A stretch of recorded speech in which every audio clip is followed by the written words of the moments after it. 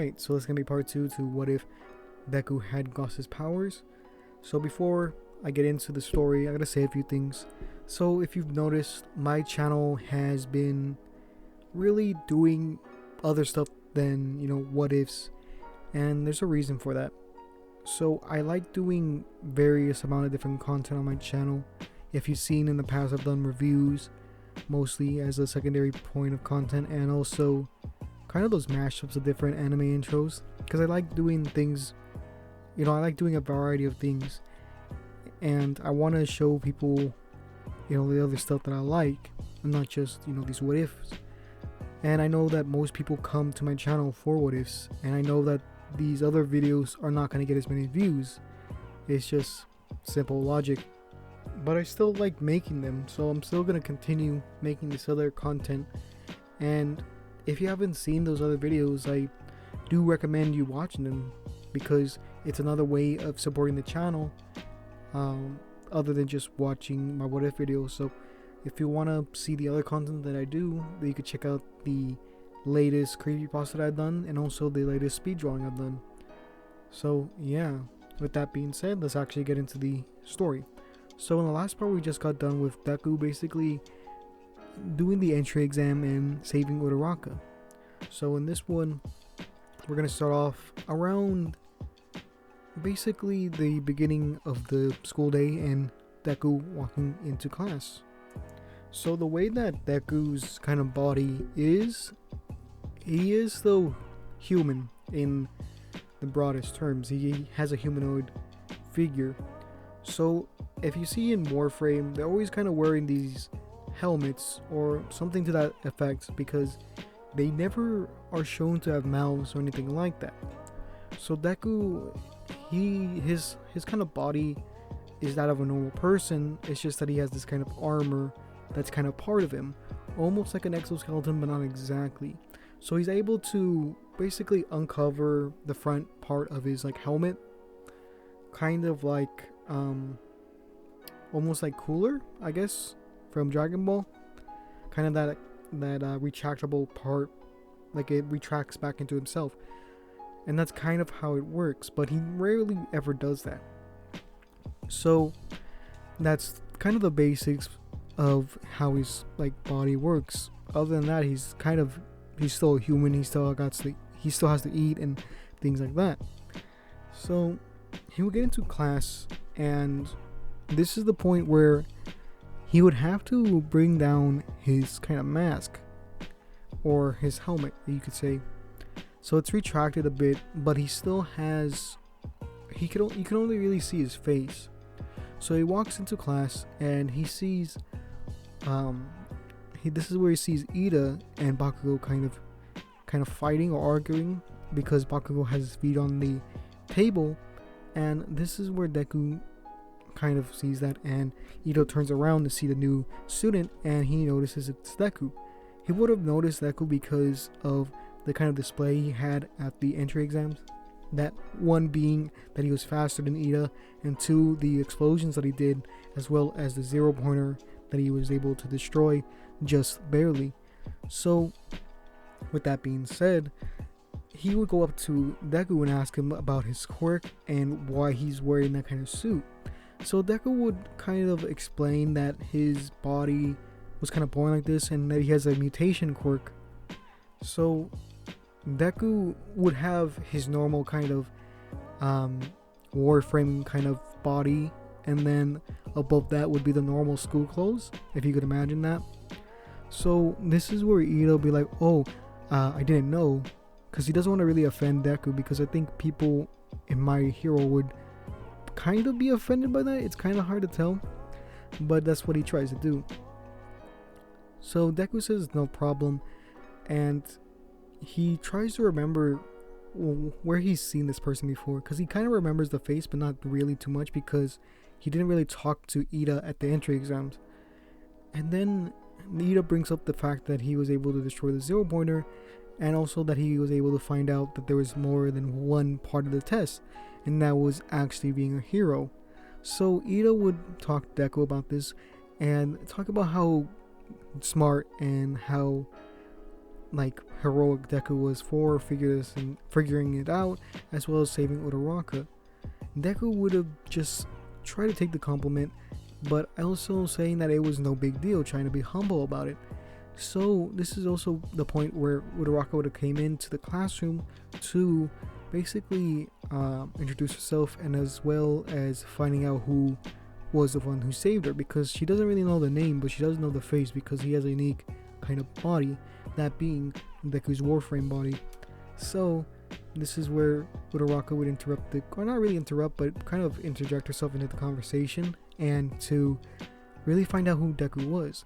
So she would have explained or introduced herself as Uraraka Ochako, and she would have basically asked for Deku's name. So Deku would have said that his name was Izuku Midoriya, and this is where Uraraka would be like, "Are you the one who saved me during the entry exam?" And Deku tries to remember this because to him it wasn't really that big of a deal. And then he remembers that he saved a girl from getting basically crushed by a giant 0-pointer robot. So he tells her that he is the person who saved her, and that it was really no big problem for him, or it wasn't really a big deal. And she's like, "What? Of course it was." And she tries to thank him for basically saving her life. And this is where Aizawa would come in to the classroom to basically tell the class that they're going to do not an entry exam, but a quirk assessment to see how everyone kind of stacks up. But he also gives the plot twist that whoever really does the worst gets expelled. So Deku, he kind of questions this, saying that's not really fair, and that he knows that he's not gonna fail this, but he also doesn't want anyone to be like expelled just because their quirk was a bit weaker than someone else's. Because Deku isn't really someone who really cares too much about being the strongest, or even really comparing himself to others. That's a better kind of way to explain it. He doesn't really care about comparing himself to others.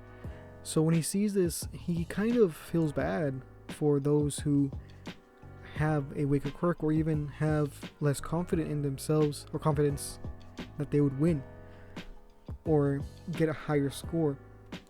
So first, what would happen is the test. So since Deku actually got first place during the entry exams, he's going to be used as the example to show the difference between using your quirk and not using your quirk, because that's what Aizawa did in the anime with Bakugo. So Deku, he's going to do pretty well with this. Obviously, without the quirk, he's going to be, he's going to have less strength to throw it as far. But he is a lot stronger than a normal human, given that he has this kind of ability of a Warframe, right? So Warframes, they don't have a particular feat strength or strengths or feats. He doesn't have a lot of feats about strength, really. There are a few speed, but not really strength. The best, I guess, there are a few you could assume. Things like being able to break through people's armor using melee weapons, but there isn't too many of those. So we can assume that Deku is stronger than a normal person, just how Warframes are. So let's say that he's able to throw it past the world, like he's able to throw it past the world record of throwing something unassisted, which is around 400 meters.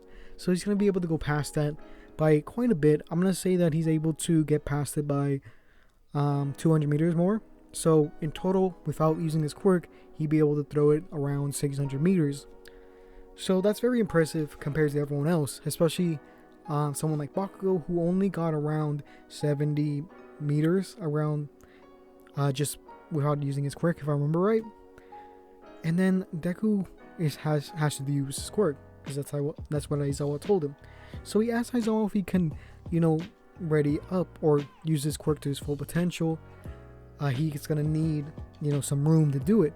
So everyone would back up, and Deku would try running around so that his battery actually gets charged up, so he could use Redline. Because if you remember, Redline basically overclocks your battery, so you would have to get to 100% to really go past 100%, like what it sounds like. To really use Redline, he has to do that. So he's able to get to 100% pretty fast because all he needs to do is run a bit. So that's what he does. And after his battery's at 100%, this is where he activates Redline. So everyone would have to go even further back because when you use Redline, sparks of electricity come off of him. After that, he actually uses Thermal Sunder to actually charge up his battery. So the way that works is that he uses the cold variant of Thermal Sunder so that it charges his battery quite a bit. So he's able to use his battery at a higher percentage, and he gets the ball and starts winding up his arm as fast as he can, and then he throws it. So we're gonna say that the ball goes around the same speed as his Mach Dash, which is around the speed of sound. And if you convert the speed of sound to meters per second, then you get around 343 meters per second. So if we assume that it goes for around 10 seconds, then it would have to go, or not really, this isn't really definitive math because I don't want to do the arc and things like that. So we're just going to say that it's speed times sound, or times time, or yeah, basically speed multiplied by time. So 10 seconds, 300 meters, or 343, and you get 3,433 meters over its distance. So he would have such an amazing score compared to everyone else, because if you remember, Bakugo only had around 700 meters, which is very impressive, but isn't as close as 3,000, not even cracking 1,000. So you could tell the big difference between them. The only one that really beats him is, of course, Uraraka, because of her, infinity score. So yeah, the other tests are pretty easy for him. The race, he's going at the speed of sound. No one really, other than All Might and maybe a few other heroes, really match him in speed. Next is the side to sides. Again, the speed would beat Manetta, and then we get to the grip strength. This one's harder to calculate because people like Shoji are very strong, being able to do 1,500 kilograms, which is a lot, and if you convert it to pounds, has even a more impressive number. So for those who live in America and go by the system, it would be around 3,300 pounds. So you get the general idea of his grip strength, although that is multiple arms, so take that as you will. So after that, we could say that Deku gets either first or second, very close to first, if not second. And then he would have to choose the person to kick out. I don't think Aizawa would kick anyone out in this. Again, I feel like he would try to do this more as a kind of test to make sure that everyone is actually going to try to become a hero as hard as they can and not really waste his time by doing something like this. So that's the real reason why he did this, at least in this What If. So we get later on to the day, and this is where All Might becomes the combat instructor. So Deku hasn't met All Might yet, like officially. If I remember right, in the first part, he never really spoke to All Might. So I don't really remember, but anyways, they would have to do the heroes versus villain test, with Bakugo and Ida being on one team and Uraraka and Deku being on the other. So it would be kind of similar to how it was before, but the big difference is that Bakugo isn't as hostile than he is in canon, because of the rivalry with Deku not being as aggressive, because how they see each other almost as equals, really. So yeah, so after a bit of looking at the kind of layout of the building, they would make their plan, that being Uraraka and Deku. So Deku's kind of plan is really simple. It's just to get in there and get out, and have him basically distract Ida and Bakugo while Uraraka gets it. So Uraraka would basically hide for a bit to let Deku kind of distract him. So Bakugo would be up top with Ida, since it'd be a lot easier to do so. So as they're walking up, the only place that they're gonna be is up top, so there's no real way for Deku to like sneak up on them. So eventually they get to the second to top floor, so one floor before the top floor. So Deku knows that they're gonna basically be up there, so he actually activates his kinetic armor or kinetic plating. So this is gonna help with any damage that gets taken. So that's what Deku does. He activates it and then activates Redline and goes and runs through the building, or runs through the entryway to the top floor. Bakugo would have been expecting this and actually does an explosion right to Deku's face. Deku does take a little bit of damage, but he has that kinetic plating to really cushion a lot of the blow. I believe in game it's around 45 to 85% damage reduction, depending on what element it does. So that does a very, he takes around, let's say he takes around 60% of the damage off, so he's only taking around 40% of the actual hit, which still is a lot since it is a explosion.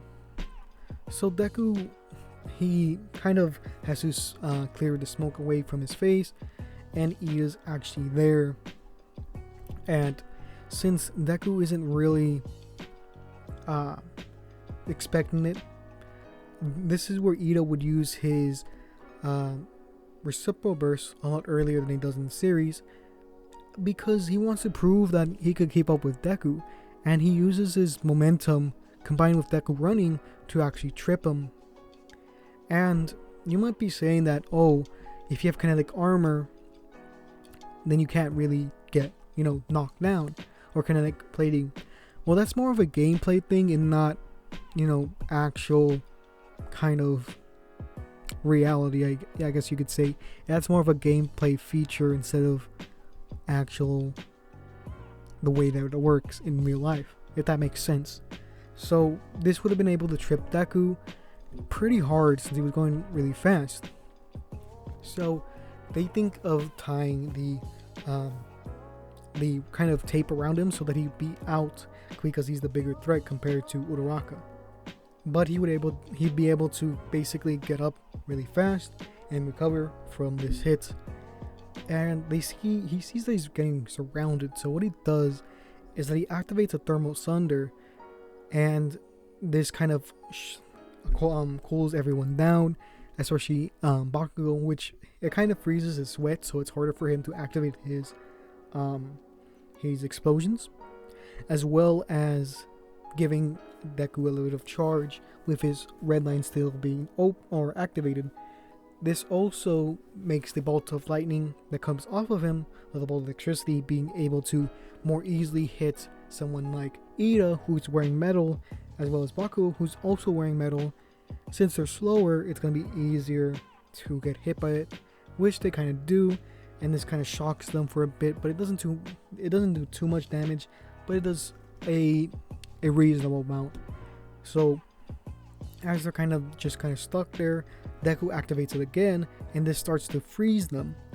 As this is happening, Uraraka would have been kind of in the background, not being seen, and goes and touches the bomb. So as they look around, this is where All Might would tell them that the test is over and that they lost because Uraraka snuck in and touched the bomb. So yeah, this is where I'm going to end it.